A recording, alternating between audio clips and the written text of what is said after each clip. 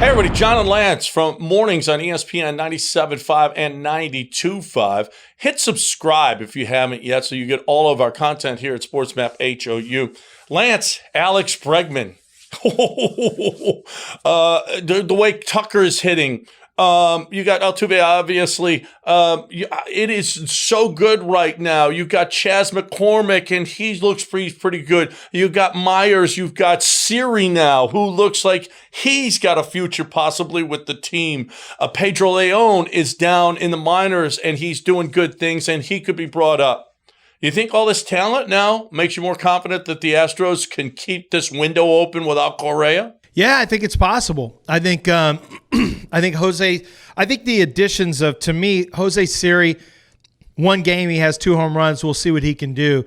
But Jake Myers, maybe to a little lesser extent, Chas McCormick, certainly Jose Siri, you get excited about him. Pedro Leon came in with a lot of hype and fanfare. It does give you excitement that maybe your next group of core players are still getting better and still on the way, because I don't feel good about keeping Carlos Correa. We lost George Springer, obviously. Jose Altuve is getting a little bit older. Michael Brantley is not going to be here forever. We know that thing's going to end fairly quickly. So you need to have that next young core group of players, and it's nice to see. Love Bregman, love Yordan Alvarez. Obviously, Kyle Tucker has really turned into a nice baseball player. But the Astros, one of the things that have made them special, John, is how deep they are, 1 through 7, sometimes 1 through 8 in their lineup. And now with these young players starting to show signs of being legitimate Major League Baseball prospects, maybe it does get you excited about keeping the window open, but not just keeping the window open with a quality offense. Well, keeping the window open and having all kinds of money available to go out and get some pitchers, because I think right now you need arms in this rotation. We'll talk more about Correa, but first tell the people about Cars for Kids. Cars for Kids gives you a chance to get involved with helping a young person get a second chance at an education. This is what you need to know. Quick bullet points. If you have a car, truck, or motorcycle that's not running, they'll come out there, or if it is running, you can donate it. Cars for Kids will come out there, they'll pick it up, and they will turn that donation into funding for someone who's trying to get their second chance at an education. And you can write off the car and not the kid with that great tax write-off you're going to get from carsforkids.org. We talked about it plenty. Carlos Correa has bet on himself. He stayed healthy. He's got the highest WAR on the team. This is a really, really good team, and he's maybe your MVP. Kyle Tucker is fighting for that. But with that WAR and what this going into this offseason as the number 1 free agent, it looks like he's worth the money now. Yeah, I think so. I mean, especially when you look at what the rate is. You have to say, what is someone worth? Well, they're worth what the market rate is, especially when they're going to be a free agent. And when you look at what Carlos Correa has done for himself this year, and then you look at what the market rate is, there's no real reason to believe that Carlos Correa is not worth that money on the open market. Now, the question becomes, how many teams are willing or able to pay him?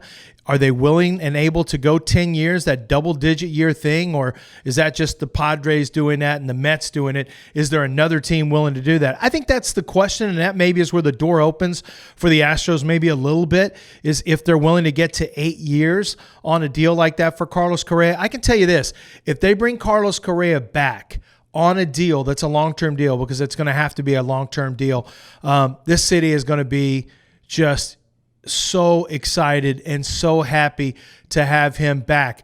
But with that said, I think an acknowledgement has to go to Carlos Correa and his agents, who held out, and they understood what they believed his value to be.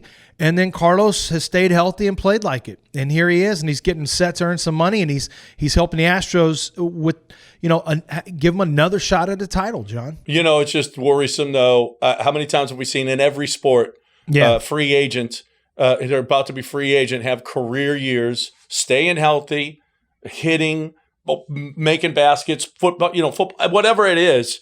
Those guys that are going into free agent years, they just have that special year.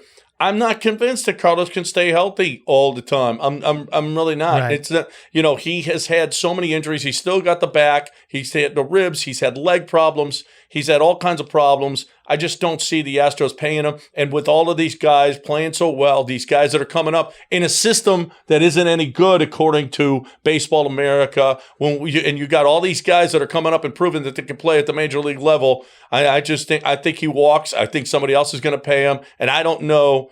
I'm just not giving a guy like that 10 years. I'm just not doing it. I think right now, if you're the Astros, 6 years to me is a scary number when you're guaranteeing that much money, $30 million a year. 6 would feel like a scary number to me. And yet, I don't think 6 will get it done for Carlos Correa. I think star players in general, they're going to be looking, it's going to start at 8 years. And that is a really scary thought. And that's why if you're the Astros, I think the idea of doing contracts early and extending years on the contract, in addition to what would have been, potentially arbitration years, I think that's a model they may continue to take a look at. Keep the window open, but don't put yourself in harm's way or as much harm's way with those long-term, high-dollar contracts.